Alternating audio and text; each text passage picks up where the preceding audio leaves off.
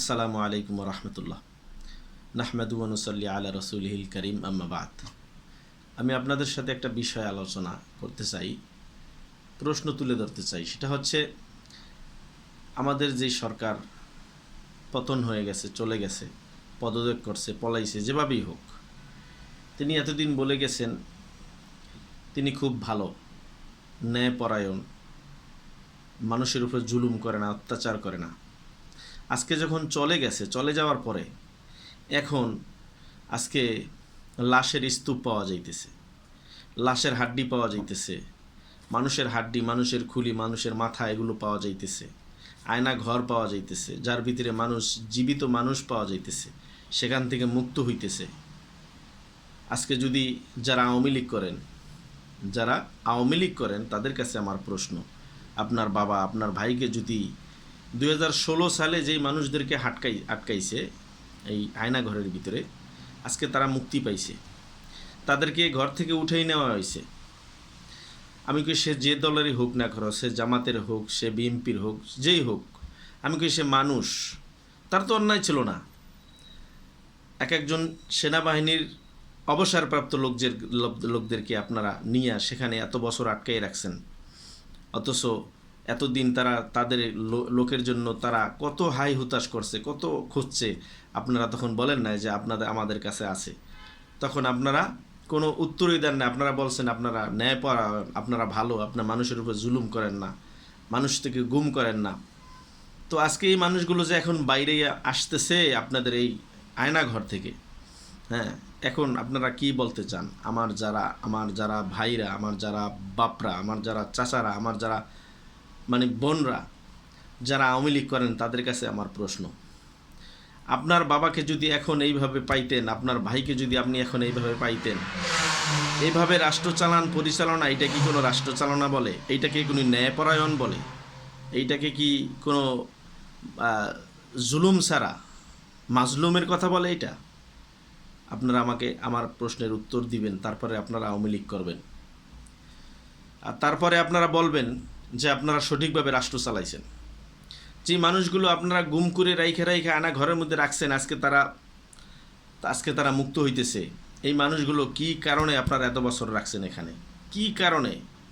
এরা মানুষ, এরা কোনো গরু পশু না। এটা পশুরও তো পশু এরকম রাখে না, মানুষও তো পশুর এরকম রাখে না। আপনারা রাখছেন। আপনি বড় বড় কথা বলছেন, আমি সরকারকে, যে সরকার পতন হয়ে গেছে তাকে বলতেছি, আপনি বড় বড় কথা বলছেন, আপনি কোনো মানুষের উপর জুলুম করেন না, অত্যাচার করেন না, আপনি ভালো মানুষ, আপনি কান্দেন, আপনি তসবিহ নেন, আপনি পট্টি পরেন, আপনি হজ করেন, আপনি সব কিছু করেন। আপনি কিভাবে পারলেন? আপনি তো জানেন এই মানুষগুলোরে আপনি ওই ঘরের মধ্যে আটকে রাখছেন, কোনো অন্যায় নাই, নিরপরাধ মানুষগুলোকে। তো আপনি এটা কিভাবে করলেন? আপনি জানার পরেও এই কাজটাকে আপনি সায় দিয়েছেন, এই কাজটা আপনাকে রায় দিয়েছেন, এই কাজটা করার জন্য মানুষকে উদ্বুদ্ধ করছেন, নিজে আটকায় রাখছেন। আপনি বলেন আমি খুব ভালো মানুষ। হ্যাঁ, আল্লাহ পাক যখন ধরে আল্লাহ ছাড়ে, ধরে যখন, তখন কিন্তু সব তছনছ করে দেয়।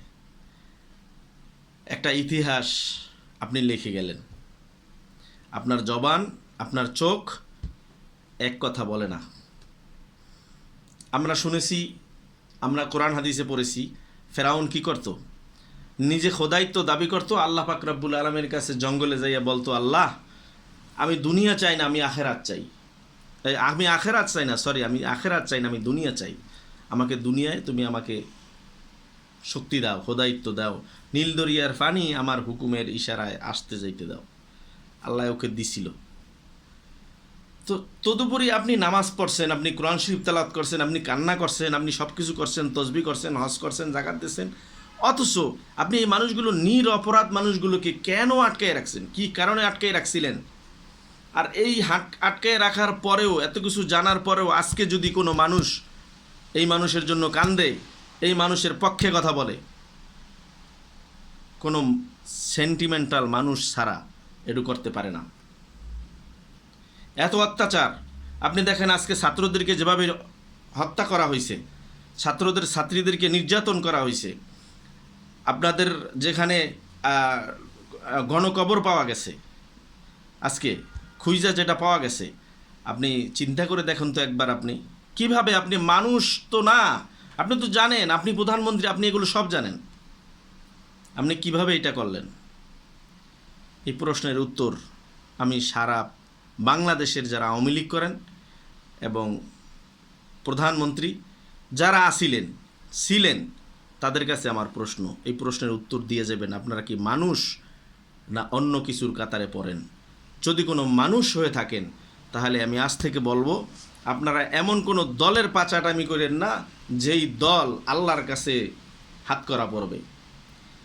এই জন্য আপনাদেরকে দাওয়াত দিয়ে গেলাম, আপনারা হকের পথে থাকুন, ইসলামের পথে থাকুন, সত্যের পথে থাকুন। আল্লাহ আপনাদেরকে দুনিয়া ও আখেরাতে ভালো রাখবে।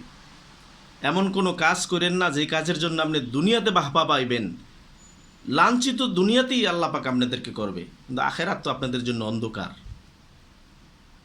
এটি জানার পরেও, আজকে এই তথ্যগুলো জানার পরেও যদি আপনারা কেউ এই দলের, এরকম দলের বা এরকম মতের যদি প্রদর্শন আপনারা করেন, তাহলে আপনারা কোথায়, আল্লাহর কাছে কি জবাব দেবেন? এই প্রশ্ন আপনাদের কাছে রেখে গেলাম। ওয়াখির দাওয়ানা আলহামদুলিল্লাহি রাব্বিল আলামিন।